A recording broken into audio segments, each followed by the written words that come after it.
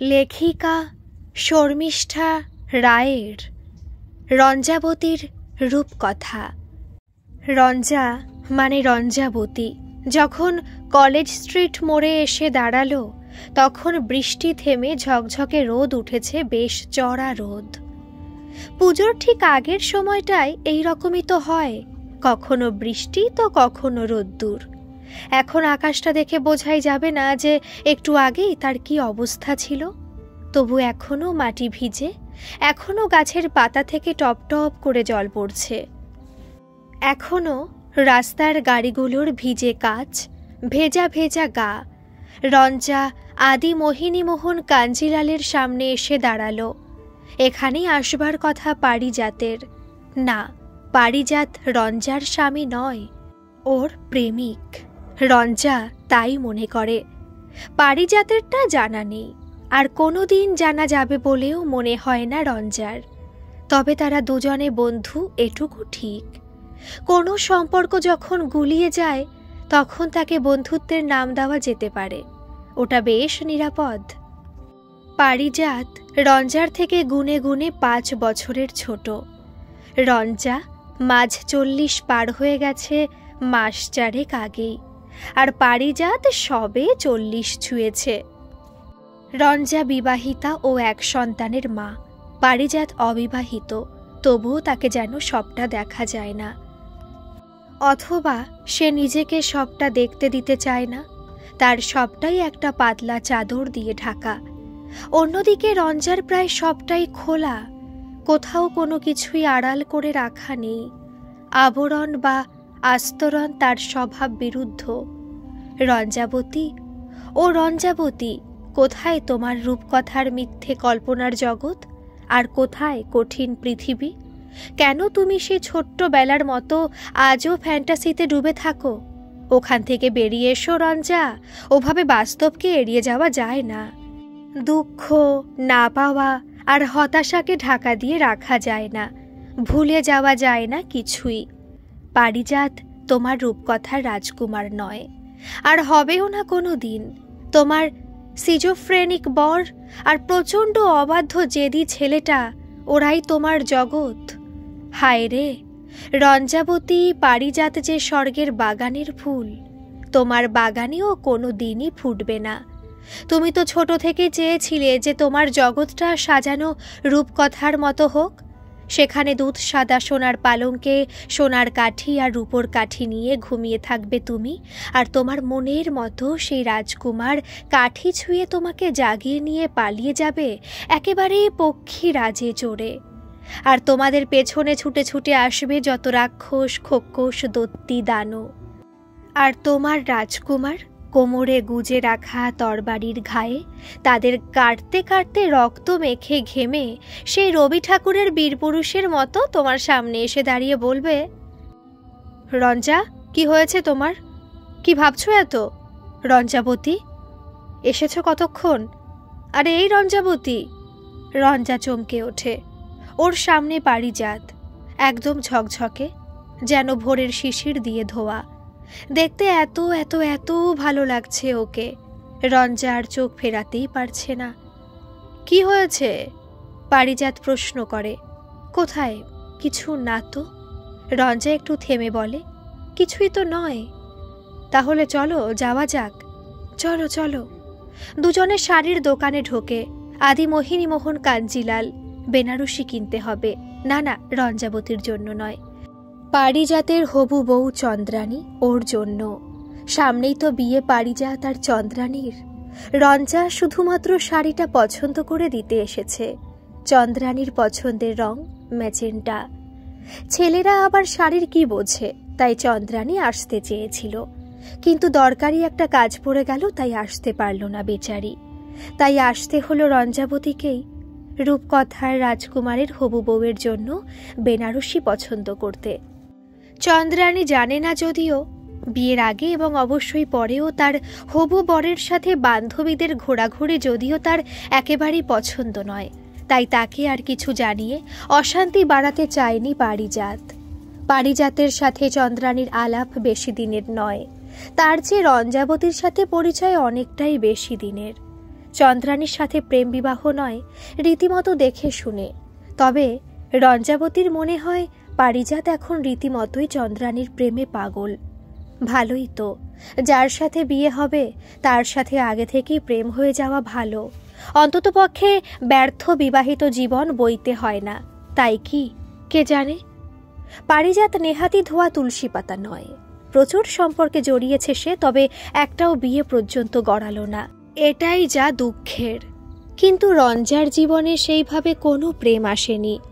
শুধু থাক সে কথা, রঞ্জা ওটা নিয়ে আর ভাবতে চায় না।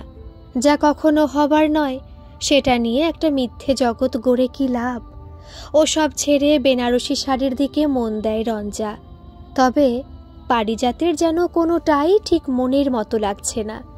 মনে মনে বেশ বিরক্তই হচ্ছে রঞ্জা, যদিও বাইরে সেটা দেখানো যাবে না।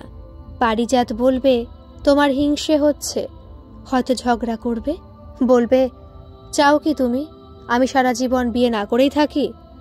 পারিজাত বোধহয় বোঝে না যে রঞ্জাবতী সত্যিই সেটা চায় না। রঞ্জাবতী শুধু একলা হতে ভয় পায়, ভয় পায় অধিকার হারিয়ে ফেলার। প্রেমের না হোক, বন্ধুত্বের অধিকার নেই, স্বীকৃতি নেই বলে কি কষ্ট নেই? নাকি রঞ্জাবতী পারিজাত নামক এই ব্যক্তিকে ভুলে যেতে পারবে কখনো? কেউ কি পারে? কে জানে, হয়তো বা পারে, কিন্তু রঞ্জা পারবে না, কখনোই না। অবশেষে একটা বেনারসি পছন্দ হলো। পারিজাত বলল চলো তোমাকে ট্যাক্সিতে তুলে দিই। রঞ্জা বলল না থাক, আমি ঠিক চলে যাব। পারিজাত বলল থ্যাঙ্কস রঞ্জা। রঞ্জা মনে মনে হাসল, বলল বাহ রে, বন্ধুত্ব এই দিনটাও দেখার ছিল। হঠাৎ পারিজাত চমকালো যেন একটু, বলল এই যা, একটা তো ভুল হয়ে গেছে, চলো চলো আরেকবার শাড়ির দোকানে যেতে হবে। রঞ্জাবতী একটু অবাক হয়ে বলল কিন্তু কেন? রঞ্জা অবাক হয়ে কয়েক সেকেন্ড দাঁড়িয়ে থাকে বোকার মতো। পারিজাত ওর হাত ধরে টেনে আবার শাড়ির দোকানে নিয়ে যায়, বলে নাও তো তাড়াতাড়ি নিজের জন্য একটা ভালো শাড়ি বাছো। কেন? রঞ্জা প্রশ্ন করে। কেন আবার কি, আমি বলছি তাই। না আমার কিছু লাগবে না, আমার শাড়ির কোনো অভাব নেই। রঞ্জা বলে তোমার শাড়ি লাগবে কি না সেটা আমি বুঝবো। পারিজাত একটু জোর দিয়ে বলে এত জোর ও পায় কোথা থেকে, কোন অধিকারে? রঞ্জাবতী মনে মনে বলে, মুখে একটু রূঢ়তা দেখিয়ে বলে বললাম তো তোমাকে, কেন আমাকে জোর করছো? কোনো কিছুই আমার লাগবে না, আমাকে তাড়াতাড়ি ছাড়ো পারি, বাড়িতে অনেক কাজ আছে। কেন নেবে না কেন? আমি দিচ্ছি বলে? ধরে নাও তাই। রাস্তায় দাঁড়িয়ে তোমার সাথে কোনো সিন করবার ইচ্ছা নেই আমার, আমি যাচ্ছি। পারিজাত রাগত দৃষ্টিতে রঞ্জার চলে যাওয়া দেখতে থাকে মন দিয়ে। তারপর একটা সিগারেট ধরিয়ে উল্টো পথে হাঁটতে থাকে। আপাতত রঞ্জাবতী আর পারিজাতের পথ আলাদা আলাদা, হয়তোবা চিরদিনের জন্যই। বন্ধুত্বের মধ্যে অনাকাঙ্ক্ষিত একতরফা ভালোবাসা, তাও আবার অবৈধ। হায় রে রঞ্জাবতী, তোমার মন এত যথাতথা যায় কেন? নিজেকে সামলাও এবার, আর কত ছোট হবে তুমি? পরিণত হও রঞ্জা, না হলে কপালে তোমার আরও দুঃখ আছে। এই পৃথিবীতে নেবার বেলায় তো সবাই পাওনা বুঝে নেয়, দেওয়ার বেলায় বড় বেশি কৃপণ। আর কবে বুঝবে তুমি সোনা, আর কবে বড় হবে? এ জগৎটা তোমার মামার বাড়ি নয় যে তোমার সব ইচ্ছে পূর্ণ হবে। সুতরাং রঞ্জা, যন্ত্রণা গিলতে শেখো, হজম করতে শেখো সবার সব অপমান। নইলে তো অনেক রাস্তাই খোলা, ফুটে যাও এই পৃথিবী থেকে। দয়া করে সহানুভূতি কুড়োতে নাকি কান্না কেঁদো না, ওটা আর কেউ নেবে না। একদিন এই কথাগুলো পারিজাতি ওকে বলেছিল, আজ হঠাৎ মনে পড়ে গেল রঞ্জাবতীর। এখন মনে হয় বোধ হয় ঠিকই বলেছিল। পারিজাতের বুক পকেটে ফোন বাজছে। হাতের সিগারেটটা রাস্তায় ফেলে পায়ে করে নিভিয়ে দিয়ে ফোন ধরল পারিজাত।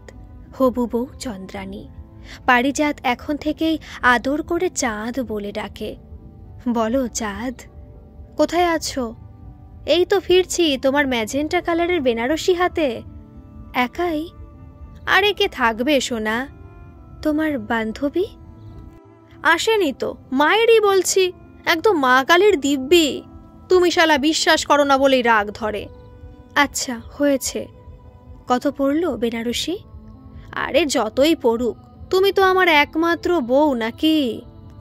রঞ্জাবতী অনেকক্ষণ দরজায় দাঁড়িয়ে অনেকবার বেল দিচ্ছে, দরজা কেন খুলছে না কেউ। বেশ খানিকটা পর রিজু দরজা খুলতেই রঞ্জা বলল, কি করছিলি? পড়ছিলাম, স্যার এসেছে। এসেছে আবার কি? এসেছেন বল। বাবা কোথায়? ফেরেনি এখনো। রিজু দৌড়ে ভেতরের ঘরে চলে গেল। বাথরুম থেকে ফ্রেশ হয়ে রঞ্জা রান্নাঘরে গেল। সিঙ্কের ওপর এক গাদা এঁটো বাসন। মালতীর মা কি আসেনি আজ? রিজুকে আর বিরক্ত করে না রঞ্জা। চায়ের বাসন মাজা হলে ওভেনে 3 কাপ জল চড়িয়ে দেয়। পারিজাতকে এখনো কেন এড়িয়ে যেতে পারে না রঞ্জা? ডাকলেই এখনো কেন চলে যায় এসে? কিসের এত দুর্বলতা? কি এমন আছে ওই ছেলেটার মধ্যে? কেন মনে হয় থাকুক কোথাও? সরু সুতোর যোগাযোগটুকু থেকে যাক অন্তত। এখন তো সেই সুতোটাও ছিঁড়তে চলেছে। সবাই তো একটা সংসার চায়, নিজের মানুষ, নিজের সন্তান। পারিজাত চায়। অন্যায় তো কিছু নয়, তবু কেন মেনে নিতে রঞ্জার এত কষ্ট হয়? কি বলবে রঞ্জাবতী? কাকে বলবে? কিভাবে বোঝাবে যে ছোট্টবেলার সেই স্বপ্নের রাজকুমার রঞ্জার বাবা মায়ের দেখে দেওয়া উচ্চশিক্ষিত অধ্যাপক বর নয়, যে রোজ ছাত্র পড়িয়ে এসে বাড়ি ফিরে ছোটখাটো বিষয় নিয়ে চিৎকার চেঁচামেচি করে, সবসময় হাত ধুতে থাকে, অথবা মাঝে মাঝে রঞ্জার দিকে খুনি খুনি চোখে তাকিয়ে থাকে, কিংবা অকারণে হাত চেপে ধরে কালশিটে ফেলে দেয়। ভুল করেও একদিনও রাতে কাছে টানে না। সে কি করে রঞ্জার স্বপ্নের রাজকুমার হবে? বরং ওই ছেলেটা, যে তাকে একটু হলেও বুঝেছিল, বন্ধুর মতো মিশেছিল, তার 4 দেওয়ালের বদ্ধ অন্ধ জীবনে একটু খোলা হাওয়া, একটু আলো এনেছিল সেই স্বর্গের পারিজাত, সে আস্তে আস্তে রঞ্জাবতীর রাজকুমার হয়ে গেল। যদিও রঞ্জা জানে সে তাকে পক্ষীরাজে করে কোনো দিন উড়িয়ে নিয়ে যাবে না। রঞ্জাবতী তার সংসারকে ভালোবাসে, ভালোবাসে তার সন্তানকে। ওদের খুশি করতে নিরন্তর চেষ্টা করে ওদের মনের মতো হয়ে উঠতে, কিন্তু পারে না কিছুতেই। তখন এত ক্লান্ত লাগে, মনে হয় সবটাই বৃথা গেল। পারিজাত এই ক্লান্তি, না পাওয়া আর বদ্ধ জীবনের ছোট্ট ফাঁকটা দিয়ে ঢুকে পড়েছিল একদিন। সৌম্য দর্শন সাধারণ মধ্যবিত্ত ঘরের এই ছেলেটাই ওকে বুঝিয়েছিল বেঁচে থাকা কাকে বলে। অসাধারণ কথা বলতে পারত, সাধারণ একটা প্রাইভেট কোম্পানিতে চাকরি করত, যারা বিভিন্ন ছোটখাটো ব্যবসার জন্য লোন দেয়। রঞ্জার এক বান্ধবীর সাথে ওদের কোম্পানির অফিসে গিয়েছিল রঞ্জা। সেই থেকেই আলাপ, তারপর বন্ধুত্ব, গভীর বন্ধুত্ব, তারপর পারিজাতের প্রতি একটা গভীর একতরফা দুর্বলতা। মাঝে মাঝেই পারিজাতের ফোন করা, ফোনে দীর্ঘ সময় গল্প করা, ওদের বাড়িতে মাঝে মধ্যে চলে আসা, অনেকটাই যেন এলাম, দেখলাম আর জয় করলাম, এভাবেই চলছিল। রঞ্জার জীবনে নতুন সুর, নতুন নতুন রং। পারিজাত আর পারিজাত নামটা কারণে অকারণে মনের ভেতর ঘুরত, না ডাকলেও কোথা থেকে যেন চলে আসত। আর রঞ্জাবতীর রূপ কথার আনন্দের জগতে আলো জ্বলে উঠে ঝলমল করত। আর মধ্য 40-এর রঞ্জাবতী 18 বছরের ঝকঝকে তরুণী হয়ে যেত আবার। চা করে রিজুর স্যারকে চা দিয়ে এসে নিজের 1 কাপ চা নিয়ে একটু ঘরের এসিটা চালিয়ে বসল রঞ্জা। হঠাৎ ফোনটা বেজে উঠল। পারিজাতের ফোন। রঞ্জার এই মুহূর্তে কথা বলতে একটুও ভালো লাগছে না, তবুও ধরতে বাধ্য হলো মানে এমনও নয় যে ফোনটা না ধরলে চলতো না, কিন্তু রঞ্জা এখনও পারিজাতকে এড়িয়ে চলতে পারে না। কোথাও এখনও এমন টান। পারিজাত অনেক বদলে গেছে। মাঝে মাঝে রঞ্জার কেমন সন্দেহ হয়, এই ছেলেটাই কি সেই ছেলেটা যে মাঝরাতে তাকে ফোন করে থিয়েটার অথবা নতুন কোনো উপন্যাসের গল্প শোনাতো, কিংবা উত্তম কি সৌমিত্র নিয়ে টানা 1 ঘন্টার লম্বা একটা স্পিচ দিত, আর রঞ্জা বিনা বাক্য ব্যয়ে নির্দ্বিধায় বড় বড় হাই তুলতে তুলতে সেই ভাষণ শুনে যেত শুধুমাত্র একটাই কারণে, যে পারিজাত তার বড় প্রিয়। পারিজাতের কোনো কথা সে ফেলতে পারে না, কোনো চাহিদা সে না মিটিয়ে থাকতে পারে না। পারিজাত বরাবরই বেশ মেজাজি, মুখের ওপর কড়া কথা বলতেও আটকায় না, কিন্তু বেশিক্ষণ রাগ পুষেও তো রাখতে পারে না। যতই মনোমালিন্য বা ঝগড়া হোক ফোন করে ঠিক মিটিয়ে নিত। রঞ্জা যথারীতি রাগ ভুলে যেত। এরকম অনেকবারই হয়েছে, কিন্তু ইদানিং পারিজাত রঞ্জার থেকে দূরে চলে গেছে বেশ অনেকটাই। এখন ওকে কেমন অচেনা লাগে, কথা বলতে ভয় হয়। একটুতেই ঝগড়া হয়ে যায়। রঞ্জার মাঝে মাঝে মনে হয় এই বন্ধুত্বের সম্পর্কটা পারিজাত যেন আর বইতে পারছে না, কোনো রকমে শুধু টেনে হিচড়ে নিয়ে চলেছে। বিশেষ করে পারিজাতের বিয়েটা চন্দ্রানীর সাথে পাকা হয়ে যাবার পর থেকেই রঞ্জারও এখন মনে হয় এই সম্পর্কটা এখানেই কোথাও শেষ হয়ে যাওয়া ভালো। বড় বেশি নির্ভরতা, বড় বেশি আশা, বড় বেশি বেশি ভালোবাসা তৈরি হয়ে গেছে ছেলেটার প্রতি। পরবর্তী জীবনে এগুলো রঞ্জাকে শুধু কষ্টই দেবে না, তার জীবনটাকে কোথাও খুব খুব কঠিন করে তুলবে। তবুও যেন কিছুতেই আর সরে আসতে পারছে না রঞ্জা, কেন জানে না। আগে পারিজাত বারবার ফোন করত, এখন মাত্র একবার ফোন করে, তাও বেশিরভাগটাই কোনো না কোনো প্রয়োজনে। ফোন করলে রেখে দেওয়ার ব্যস্ততা, একটুতেই বিরক্ত হয়ে যাওয়া, রঞ্জা সবই বোঝে। এখন হবু বউয়ের দিকেই মন ওর। এই রকম হওয়াটাই হয়তো স্বাভাবিক, তবু কেন ঠিকঠাক মেনে নিতে পারে না রঞ্জা কে জানে। আসলে মেয়েরা বড়ই মায়ার বশবর্তী। একবার মনটা কোথাও পড়ে গেলে চট করে ফিরিয়ে নেওয়া যায় কি? রঞ্জা ফোনটা ধরে। হ্যাঁ বলো, বাড়ি পৌঁছে গেছো তো ঠিকঠাক? ও প্রান্তে পারিজাতের গলা। হ্যাঁ অনেকক্ষণই। আরে দেখো না, আমাকে এখনই একবার চন্দ্রানীর বাড়িতে যেতে হবে। ওকে বেনারসি রংটা দেখাতে হবে এক্ষুনি। ওর পছন্দ না হলে কাল আবার ওকে নিয়ে যেতে হবে। আর ভালো লাগে বলো তো? কেন ভালো লাগবে না কেন? সঙ্গে হবু বউ থাকবে তো। আর বিয়ে করলে বিয়ের হ্যাপাও তো নিতে হবে। বিরক্ত হলে চলবে কেন? বউ শুনবে কি? সবাই তো আর রঞ্জাবতী নয়। এই শোনো, সবসময় তোমার এই ঠেস দিয়ে কথা বলা বন্ধ করো। আমার একটুও ভালো লাগে না। অনেকবার বলেছি, এখন আমার মাইগ্রেন শুরু হলো। রাখছি ফোন। রঞ্জা চুপ করে থাকে, কোনো উত্তর দেয় না। পারিজাত ঝাঁঝিয়ে ওঠে নিজস্ব ভঙ্গিমায়। কি হলো, কথা বলছো না কেন? কি বলবো বলো তো? ফোন রাখতে চাইছো তো রেখে দাও। পারিজাত আর কোনো কথা না বলে ফোনটা কেটে দেয়।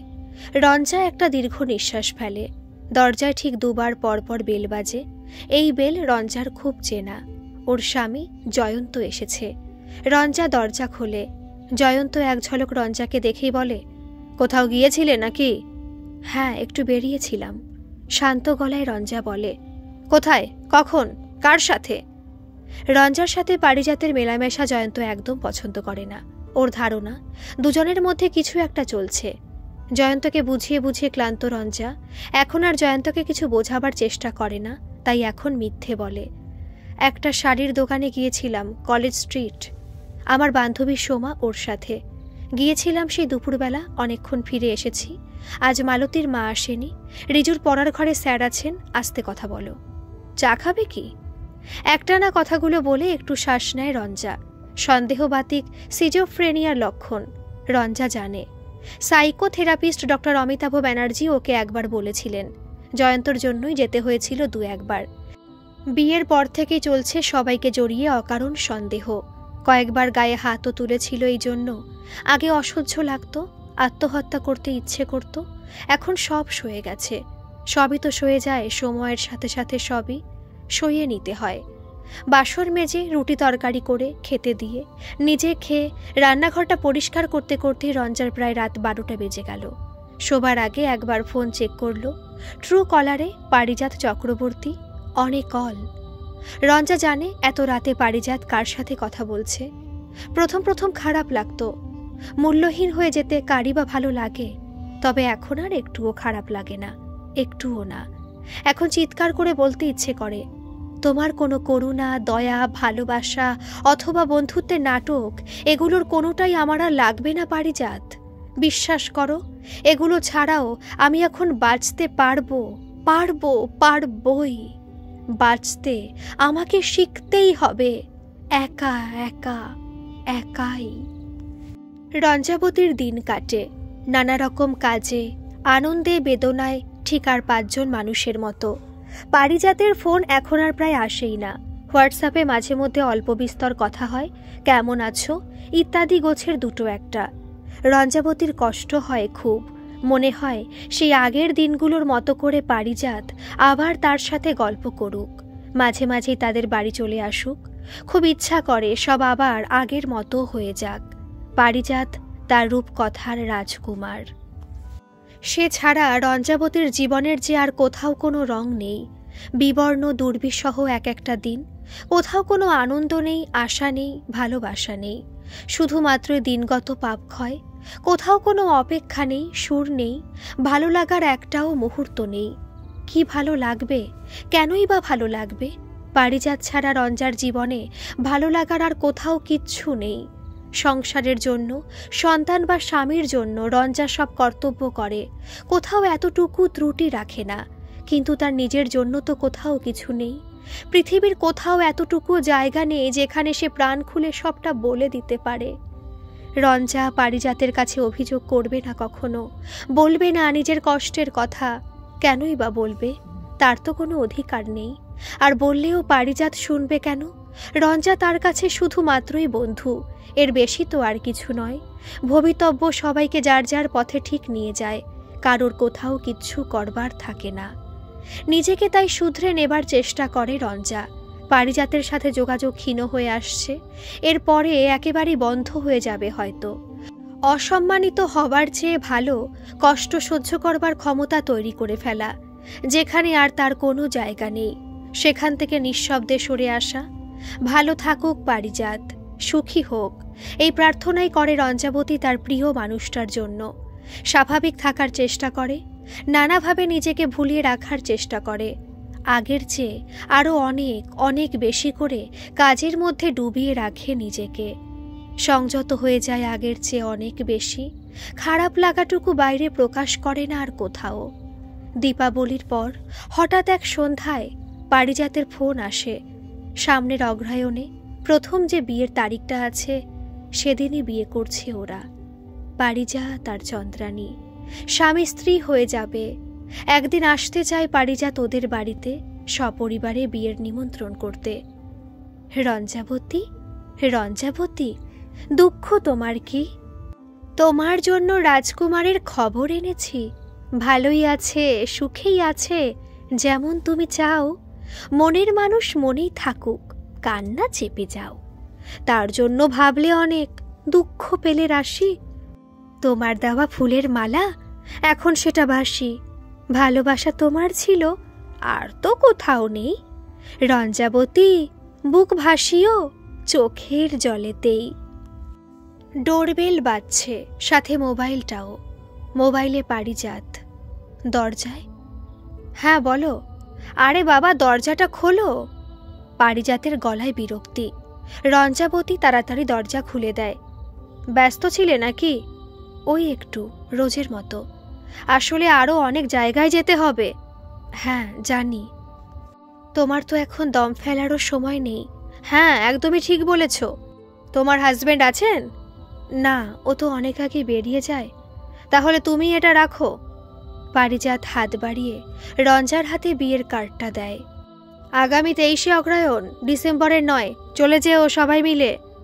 এরপর আর 1 মিনিটও দাঁড়ায় না পারিজাত, দরজা খুলে বেরিয়ে যায়। রঞ্জাবতী মনে মনে বলে, দুগ্গা দুগ্গা। হায়রে মুখপুরি রঞ্জাবতী, স্বভাব তোমার এখনো গেল না। যে নাস্তিক ছেলেটা কোনোদিনও তোমাকে এতটুকু ভালোবাসলো না, তোমাকে এত অবহেলা করলো, তার মঙ্গল কামনায় তুমি এখনো দুর্গা নাম করছো। সত্যি রঞ্জাবতী, তুমি পৃথিবীর অষ্টম আশ্চর্য। আবার দিন কাটে রঞ্জাবতীর। কেটে যায় কোনো রকমে। অনেক শান্ত হয়ে গেছে রঞ্জা। গুটিয়ে গেছে আরও অনেকটা। আজ পারিজাতের বিয়ের দিন, নতুন জীবন শুরু হবে তার। কিন্তু রঞ্জাবতীর হাত পা কাঁপছে কেন এমন করে? কেন সকাল থেকেই সব কাজে ভুল হয়ে যাচ্ছে?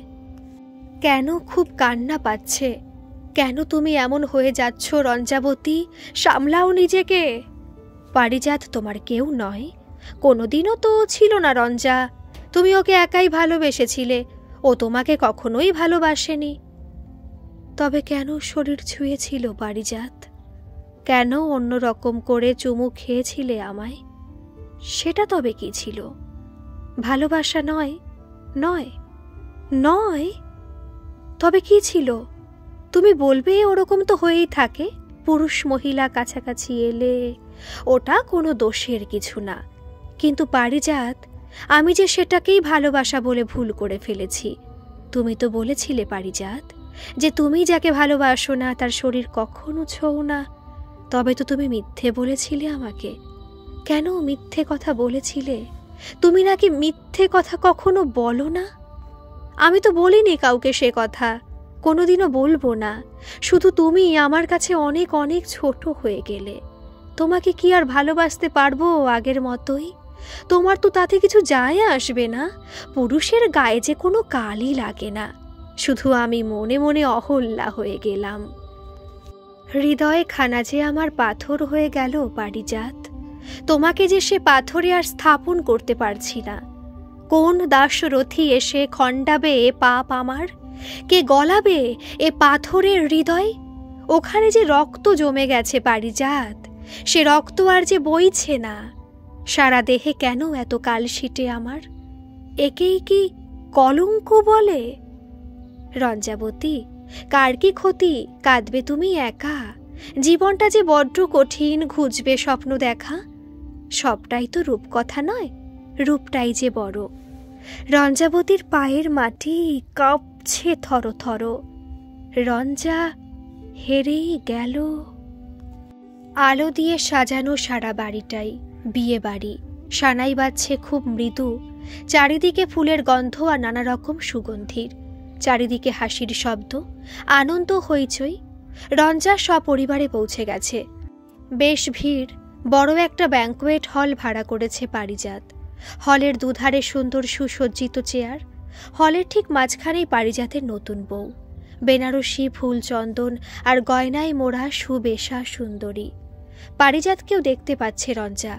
খুব খুব সুন্দর লাগছে আজ পারিজাতকে, সত্যি রূপকথার রাজকুমারের মতো। পারিজাতকে দুচোখ ভরে দেখছে রঞ্জা। দেখবে না কেন? আজ তো ওরই দিন, মানে ওদের দিন। পারিজাত, চন্দ্রানী। একটু একটু করে চন্দ্রানীর দিকে এগোয় রঞ্জা। পারিজাত সকলের সাথে কথা বলতে ব্যস্ত, ওদের দিকে লক্ষ্যই করে না। রঞ্জাবতীকেও বেশ সুন্দর লাগছে আজ। রঞ্জা কোনোদিনই বেশি সাজে না, ছিমছাম সাজতেই ভালোবাসে। ঘাড়ের কাছে আলগা খোপা, তাতে জুঁইয়ের মালা, একটা নীল রঙের কাঞ্জিভরম আর হালকা কিছু গয়না। এতেই অপরূপা রঞ্জা, সবার থেকে একটু আলাদা। হাসি মুখে নতুন বউয়ের সামনে দাঁড়ায়। এই বিয়েতে উপহার আনা বারণ। পারিজাত উপহার নিতে অপারগ, তাই প্রায় সবাই শুধুই ফুল নিয়ে এসেছে। রঞ্জাও তাই। গোছা ভরা লাল গোলাপ চন্দ্রানীর হাতে তুলে দেয়। দিতে গিয়ে কেমন করে যেন কাটা ফুটে যায় রঞ্জার হাতে। কয়েক ফোঁটা রক্ত লাগে গোলাপের পাপড়িতে, মিশে যায় লালে লাল। পারিজাতের চোখ পড়ে রঞ্জাবতীর দিকে, একটু যেন থমকায়। তার চোখ যেন বলে, বাহ, তোমাকে আজ ভারী সুন্দর লাগছে রঞ্জা, ঠিক যেন শিশির পড়া শিউলির মতো। রঞ্জা অস্বস্তিতে চোখ নামিয়ে নেয়। পারিজাতের এই দৃষ্টি রঞ্জার খুব চেনা। এই চোখের দিকে বেশিক্ষণ তাকিয়ে থাকার শক্তি রঞ্জার নেই। ও যে বড়ই দুর্বল। পারিজাত বলে, কখন এলে তোমরা? রঞ্জা বলে, এই তো খানিকটা আগেই। পারিজাত অতিথি আপ্যায়নে ব্যস্ত হয়ে পড়ে। রেজিস্ট্রি করে ওদের বিয়ে হয়, সাক্ষীরা সই করে, মালাবদল সিঁদুর দান হয়।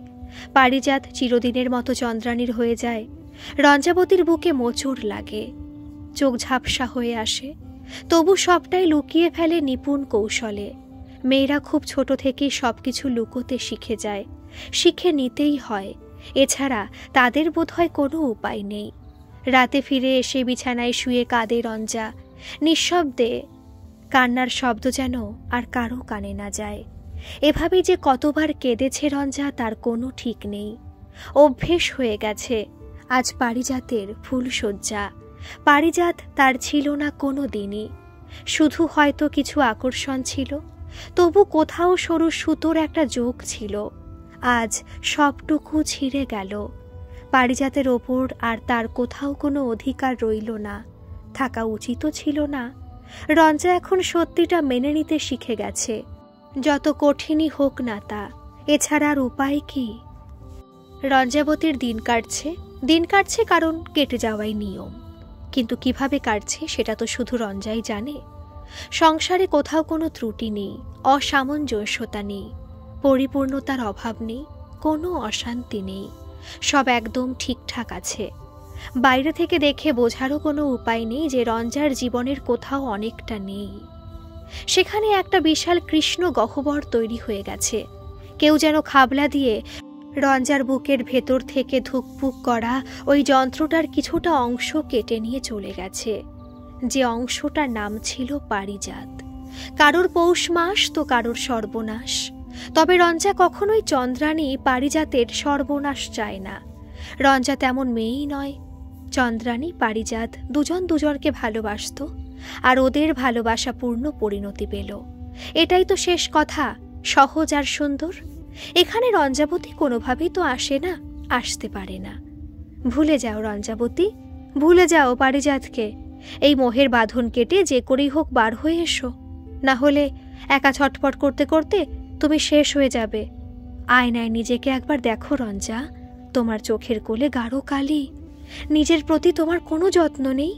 তুমি ঠিক করে খাও না, রাতের পর রাত ঘুমোও না। চুলে তোমার কতদিন চিরুনি পড়ে না, কতদিন তুমি সাজো না।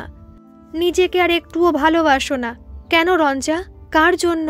সেই মানুষটার জন্য যে তোমাকে কোনোদিনও ভালোবাসেনি, একবারও ভাবেনি যে সবটা শূন্য করে চলে গেলে তুমি কি করে বাঁচবে।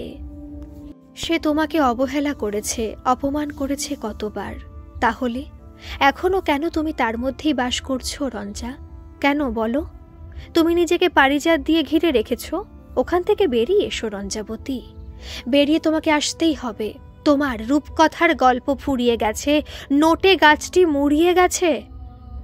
রঞ্জাবতীর মাঝে মাঝে মনে হয় ও পাগল হয়ে যাবে।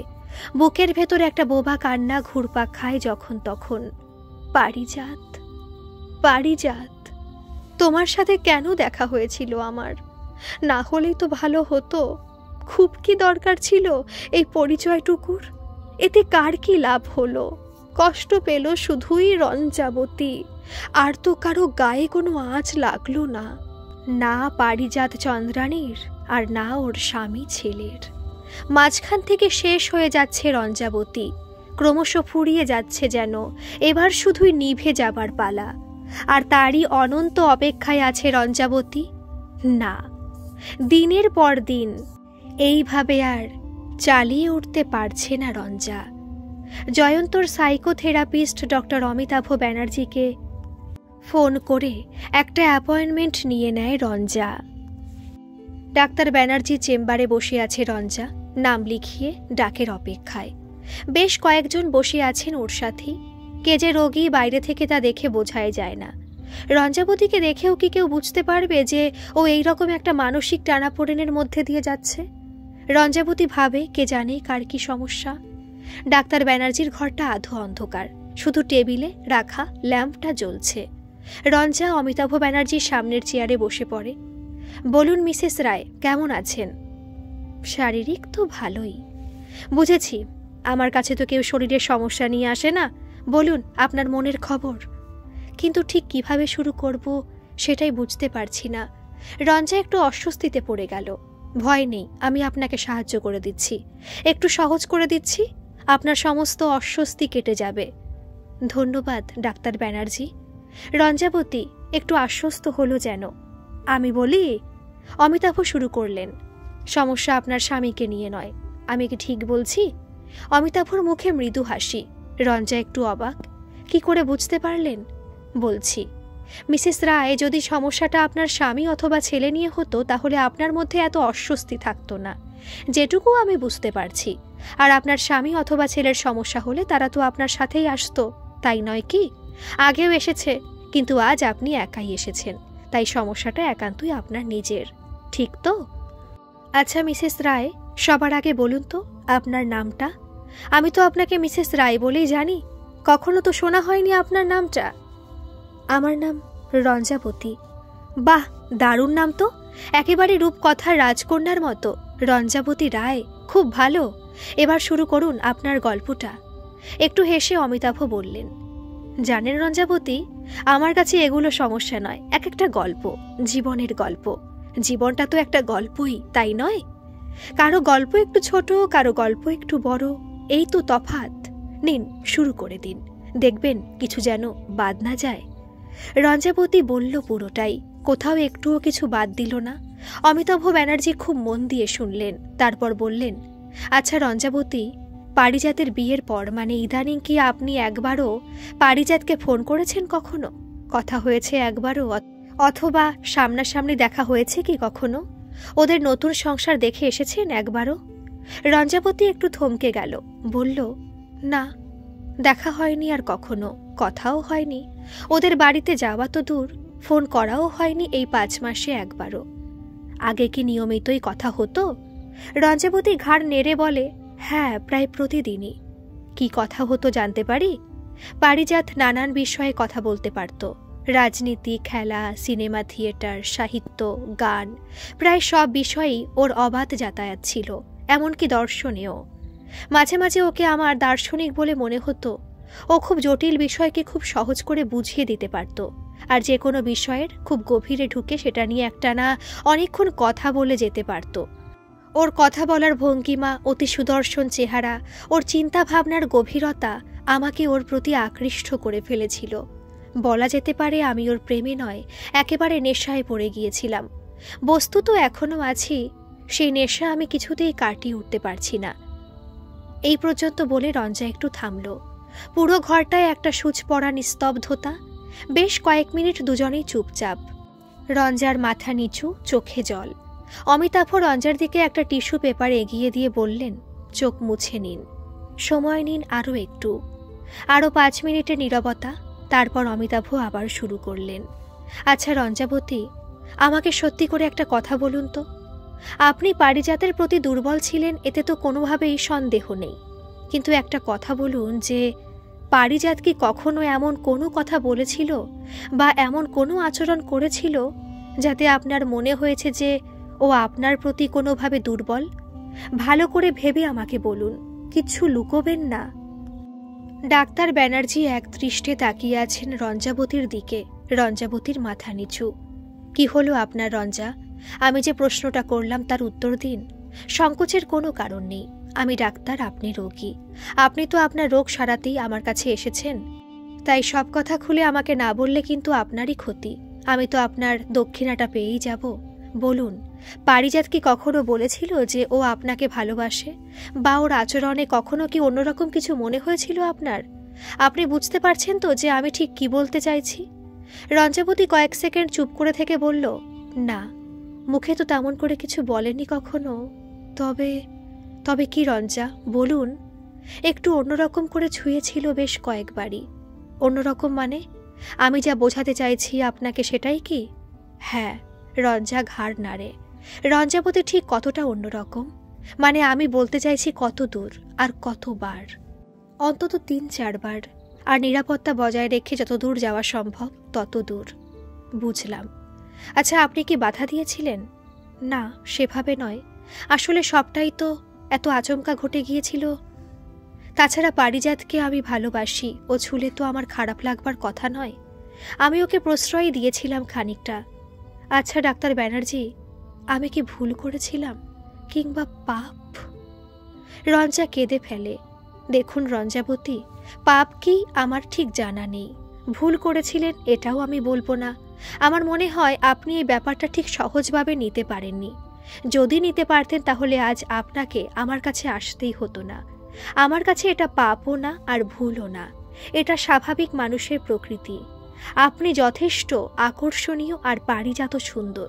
ওর আপনার প্রতি সেভাবে ভালোবাসা না থাকলেও ভালো লাগা তো কোথাও অবশ্যই আছে। সেখানে এই ছোঁয়াটুকু খুবই স্বাভাবিক। আর যা কিছু স্বাভাবিক তাই সুন্দর। শুধু এই দৃষ্টিটা থাকা চাই। আপনাকে সেই মুহূর্তে পারিজাত যা দিয়েছিল, সেই অনুভূতিটা আপনি কখনো জয়ন্তর কাছ থেকে পাননি। তাই এই পাওয়াটুকু বাঁচিয়ে রাখুন। আমি আপনাকে বলছি, এটুকুতে কোনো পাপ হয় না। পারিজাত যদি জেনে বুঝে আপনার ক্ষতি করত, তাহলেই সেটা অন্যায় হতো। ও যা করেছে তা তো মুহূর্তের আকর্ষণে, তাই ওটা নিয়ে বিশেষ ভাবার দরকার নেই। আমি বলি কি মিসেস রায়, আপনি সম্পর্কটা সহজ করে নিন। ওর সাথে মাঝে মাঝে ফোনে কথা বলুন, ওদের বাড়িতে যান, পারিজাতের স্ত্রীর সাথে সহজভাবে মিশুন, সময় করে ওদের একদিন বাড়িতে ডাকুন।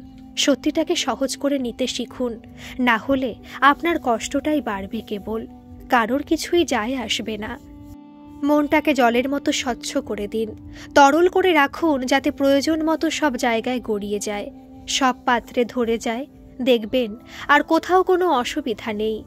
ভালোবাসা তো কখনো পাপ নয়, ও কথা কখনো ভাববেন না। সবাই কি অন্তর থেকে ভালোবাসতে পারে? আপনি পেরেছেন, তাই গর্ববোধ করুন। এভাবেই ভালোবেসে ভালো থাকুন। ডাক্তার ব্যানার্জির চেম্বার থেকে বেরিয়ে এসে বাস ধরবার জন্য অপেক্ষা করতে থাকে রঞ্জাবতী। অনেকটা হালকা লাগছে এখন, ভালো লাগছে। বাসে উঠে একটা জানলার ধারে বসবার জায়গা পায় রঞ্জা। হঠাৎ বৃষ্টি শুরু হয়, খুব জোরে নয়, ঝিরঝিরে বৃষ্টি আর এলোমেলো দমকা হাওয়া। বৃষ্টির ঝাঁট এসে রঞ্জার মুখে চোখে লাগে। রঞ্জাবতী তবুও জানলাটা বন্ধ করে না। খুব ভালো লাগছে রঞ্জার। অনেক অনেক দিন পরে অনেকখানি ভালো লাগা। মনে হচ্ছে এ যাত্রা অনন্ত হোক, এই পথ অফুরন্ত হোক, রঞ্জা কেবল চলতেই থাকুক। চোখ বন্ধ করে রঞ্জা। পারিজাতের মুখটা ভেসে ওঠে মনে। পারিজাত স্বর্গের বাগানের ফুল, ভুল করে ফুটেছিল আমার বাগানে কোনোদিন। আমি তোমাকে জল দিলাম, ছায়া দিলাম, ভালোবাসাও দিলাম।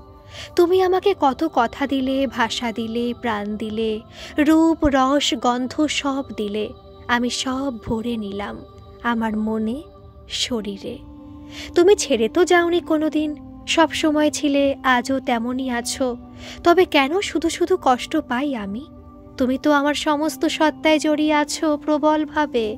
ছাড়ালেও কি ছেড়ে যাবে কখনো? যাওয়া কি অতই সহজ?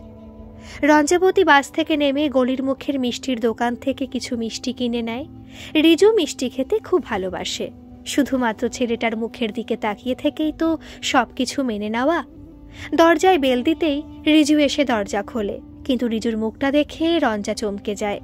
খুব যেন ভয় পেয়েছে ছেলেটা। রঞ্জাবতী রিজুর হাতটা ধরে। হাতটা বরফের মতো ঠান্ডা। কি হয়েছে বাবা? কি হয়েছে তোর? মা, বাবা আবার ওই রকম করছে। ফিরেই তোমার খোঁজ করছিল। যেই শুনল তুমি বাড়িতে নেই, তখনই চিৎকার শুরু করে। আজে বাজে কথা বলছিল তোমার নামে। আমার খুব ভয় করছিল। ঘরের সব জিনিসপত্র ছুঁড়ে ফেলেছে। এখন ঘর অন্ধকার করে শুয়ে আছে। আমাকে ফোন করলি না কেন তুই? আমি তো ডাক্তার ব্যানার্জি চেম্বারে ছিলাম, কথা বলে নিতাম। তোমার সাথে কথা বললে আরও রিয়্যাক্ট করতো, তাই বলিনি। ঠিক আছে, আমি দেখছি। রঞ্জাবতী তাড়াতাড়ি জয়ন্তর ঘরের দিকে এগিয়ে যায়। জয়ন্তর ঘরে দরজাটা ভেজানো। খুব সাবধানে খুলে বাদিকের সুইচ বোর্ড আন্দাজ করে আলোটা জ্বালিয়ে নেয় রঞ্জাবতী। জয়ন্ত চোখের ওপর হাত চাপা দিয়ে ঘুমোচ্ছে। বরাবরই এভাবে ঘুমোয় ও। রঞ্জা কাছে এসে ওর মাথায় হাত রাখে। কি গো, শরীর খারাপ তোমার? কি হয়েছে? মন খারাপ? চোখ থেকে হাত সরিয়ে রঞ্জার দিকে তাকায় জয়ন্ত। ওর চোখে জল। কাঁদছিল ও। তুমি কোথায় গিয়েছিলে রঞ্জা? আমি পাগল বলে কি তুমি আমাকে ছেড়ে চলে যেতে চাও? তুমি কি আমার সাথে একটুও সুখী নও? তোমাকে আমি খুব ভালোবাসি রঞ্জা, আর রিজুকেও। আমাকে ছেড়ে তুমি কখনো অন্য কারোর সাথে চলে যেও না রঞ্জা, তাহলে আমি আর বাঁচবো না। কে তোমাকে বলেছে যে আমি তোমাকে ছেড়ে চলে যাব? নিজেকে সামলাও জয়ন্ত। ছেলেটা তো ভয় পেয়ে গেছে। তুমি তো আমাদের আশ্রয়। তুমি যদি নিজেকে না সামলাও, তবে আমাদের কি হবে বলো তো? কোথায় গিয়ে দাঁড়াবো আমরা? আমাদের ছেলের ভবিষ্যৎ, সেটাও তো ভাবতে হবে তোমাকে। নিজেকে কখনো পাগল বলবে না। তোমার মনের একটা অসুখ করেছিল, যেটা অনেকটাই সেরে গেছে। কিছুদিন পর পুরোটাই সেরে যাবে। শুধু তোমার সহযোগিতা খুব খুব দরকার। আমি তোমাকে ছেড়ে কোথাও যাব না। আমি তোমাকে খুব ভালোবাসি। দয়া করে এরকম করো না। একটু শান্ত হও, স্বাভাবিক হও। তুমি এইরকম করলে আমারও যে খুব ভয় করে। তুমি বোঝো না। রঞ্জা জয়ন্তকে জড়িয়ে ধরে। জয়ন্ত আরও জোরে জড়িয়ে ধরে রঞ্জাকে। দুজনেই কাঁদতে থাকে। রিজু দরজার বাইরে দাঁড়িয়ে কাঁদে। রিজুর ভেতরের তোলপাড় কিছুটা হলেও কমে হয়তো। ও যে বড় হচ্ছে, বুঝতে পারছে সব। শুধু বাবা মাকে জানাতে চায় না। খুব চাপা স্বভাবের ছেলে। ভেতরটা বাইরে আনে না কখনো, যদি মা কষ্ট পায়। শুধু আজ খুব ভয় পেয়ে গিয়েছিল। বাবার ওই মূর্তি দেখে একা ছিল তো। দিনের পর দিন কাটে, মাসের পর মাস। এভাবে একটা বছরও কেটে যায়। রঞ্জাবতী পারিজাতকে ভোলে না, শুধু দূরে সরিয়ে রাখে। রাখবার চেষ্টা করে প্রাণপণ। ভাবে ভালো থাকুক পারিজাত, নিজের মতো করে সুখে থাকুক। পারিজাতের সাথে কাটানো সেই দিনগুলো আজও রঞ্জাবতীকে বাঁচিয়ে রাখে, আর চিরদিন বাঁচিয়ে রাখবে। পারিজাত রঞ্জাকে অনেক কিছু দিয়েছে। পারিজাত নিজেও জানে না তার মূল্য কতটুকু। রঞ্জাবতী ভালো আছে, খুব ভালো আছে। 1 বছর পার হয়ে গেছে। একদিন দুপুরে হঠাৎ পারিজাতের ফোন আসে। রঞ্জাবতী আবেগে আকুল হয় না, চমকায়ও না একটুও। শুধু ফোনটা ধরবে কিনা এই দ্বিধায় ভোগে। শেষমেশ ফোনটা ধরে ফোনের ওপাশে পারিজাত। এতদিন পর আবার সেই আকাঙ্ক্ষিত কণ্ঠস্বর। রঞ্জা, রঞ্জাবতী, আমি পারিজাত। হ্যাঁ বলো, কি খবর? কেমন আছো তোমরা? ভালো নেই রঞ্জা, একদমই ভালো নেই। তোমার সাথে আমার অনেক কথা আছে। একটু কি সময় হবে তোমার? বাইরে কোথাও বসে একটু কথা বলতাম। বড় বিপদে আছি গো। তুমি ছাড়া আমার আর কারোর কথা মনে পড়ল না এই সময়। প্লিজ রঞ্জাবতী, একবার একটু দেখা করো। তুমি ছাড়া আর আমার কে আছে বলো, যাকে আমি সব কথা বলতে পারি? অত কথা বলার দরকার নেই। কোথায় যেতে হবে বলো? আমার অফিসের উল্টো দিকে যে কফি শপ আছে ওখানে এসো, পারলে আজকেই। আমি আর পারছি না রঞ্জা। ঠিক আছে, বিকেলের দিকে সময় দিও, চলে যাব। বেশ, তাহলে আজ বিকেল 4:30 থেকে 5টার মধ্যে চলে এসো। রাখছি এখন। ফোন রেখে দেয় রঞ্জাও। কি আশ্চর্য, রঞ্জার এখন আর তেমন করে কিছুই মনে হচ্ছে না। পারিজাত এতদিন পরে ফোন করার পরেও ভালো মন্দ আলাদা আলাদা করে তেমন কোনো অনুভূতি হচ্ছে না। কই, রঞ্জার তো একটু আনন্দ হচ্ছে না। মনে হচ্ছে না তো যে ঠিক হয়েছে পারিজাত। তুমি আমাকে কষ্ট দিয়েছিলে, দেখো আজ নিজেই কেমন কষ্ট পাচ্ছ। একটুও তো মনে হচ্ছে না। কি হলো রঞ্জার? ওর সমস্ত অনুভূতিগুলো কি মরে গেল নাকি? রঞ্জাবতী কি দেবী হয়ে গেল? রাগ, দুঃখ, প্রতিশোধ, যন্ত্রণা, অপমান কিছুই আজ আর ওর গায়ে লাগছে না কেন? বিকেল 4:45। রঞ্জাবতী পৌঁছে গেছে নির্দিষ্ট কফি শপে। পারিজাত আগেই পৌঁছে গেছে। রঞ্জা এগিয়ে গিয়ে পারিজাতের টেবিলের সামনে চেয়ারে বসল। পারিজাত অনেকটা রোগা হয়ে গেছে যেন। চোখের তলায় কালি পড়েছে। সারা মুখে চিন্তার ছাপ স্পষ্ট। কি হয়েছে পারিজাতের? প্রশ্ন করতেই পারিজাত শুরু করে দিল। বিয়ের পর 2-3 মাস ভালোই চলছিল, বেশ অন্যরকম জীবন। হানিমুন, ঘোরাঘুরি, রোম্যান্স। মনে হচ্ছিল এত সুখ আগে কখনো আসেনি জীবনে, যেন স্বর্গীয় অনুভূতি। এভাবে 2 মাস কাটল। দিন এগোতে লাগলো। আস্তে আস্তে চন্দ্রাণীর স্বরূপ আমার কাছে স্পষ্ট হতে থাকলো। আত্মসুখ, লোভ, পরশ্রী কাতরতা, ঈর্ষা আর স্বার্থপরতা, যাবতীয় যা কিছু খারাপ সবকিছু আস্তে আস্তে ওর মধ্যে প্রকাশিত হতে লাগলো। আমি বলছি না যে আমি ধোয়া তুলসী পাতা। জানি দোষে গুণেই মানুষ হয়, কিন্তু আমি ওকে যা ভেবেছিলাম আসলে যে সবটাই ভুল, তা বিয়ের কয়েক মাসের মধ্যেই আমার কাছে স্পষ্ট হয়ে গেল। তাও আমি সবকিছু মানিয়ে নেওয়ার আপ্রাণ চেষ্টা করে গেছি। কিন্তু একটা সময় আমি এই সম্পর্কের প্রতি কোথাও বীতশ্রদ্ধ হয়ে গেলাম। এমনকি আমার একটা সময় মনে হয়েছিল ওকে ডিভোর্স দিয়ে দিই। কিন্তু ভগবান বোধহয় আমাকে এত সহজে মুক্তি দেওয়ার কোনো পরিকল্পনা করেননি। একদিন জানলাম চন্দ্রাণী অন্তঃসত্ত্বা, আর ছাড়তে পারলাম না ওকে। সন্তানের সুখ চেয়ে সব সহ্য করতে লাগলাম, কিন্তু আমার কপালের দুর্ভোগ তখনও অনেক বাকি ছিল। তুমি তো জানো আমাদের প্রাইভেট কোম্পানি অনেকদিন লসে রান করছিল। একদিন চাকরি চলে গেল। স্বপ্নেও ভাবিনি এমন হতে পারে। তবুও হলো। জমানো টাকা যা কিছু ছিল প্রায় শেষ হয়ে গেল। বন্ধু বান্ধব আত্মীয় স্বজনের কাছে হাত পাতলাম, প্রচুর ধার হয়ে গেল। শুরু হলো অভাব, আর তার সাথে প্রচণ্ড অশান্তি। মনে হলো আত্মহত্যা করি। বিশ্বাস করো রঞ্জা, শুধু সন্তানের মুখ দেখবার আশায় বেঁচে রইলাম। কিন্তু চন্দ্রাণী প্রত্যেক দিন আমাকে ছেড়ে যাওয়ার ভয় দেখাতে লাগলো। আমি আর নিতে পারছিলাম না। কাকে বলবো, কেই বা বুঝবে? আত্মীয় স্বজন বন্ধু বান্ধব সবাই এখন আমার শত্রু। হন্যে হয়ে কাজের জন্য ঘুরেছি যে কোনো কাজ, কিন্তু কোথাও একটাও কাজ জোটাতে পারিনি। অবশেষে একজন আমাকে প্রস্তাব দিল তার সাথে শেয়ারে ব্যবসা করবার, কিন্তু তার জন্য তো অল্প কিছু মূলধন চাই। সেটুকু জোগাড় করবার ক্ষমতাও আমার নেই। আমি একেবারে হেরে যাচ্ছি রঞ্জা। মৃত্যু ছাড়া আমার বোধহয় আর কোনো গতি নেই। পারিজাত কথা বলতে বলতে ভেঙে পড়ে প্রায়। এরকম অবস্থায় পারিজাতকে আগে কখনো দেখেনি রঞ্জাবতী।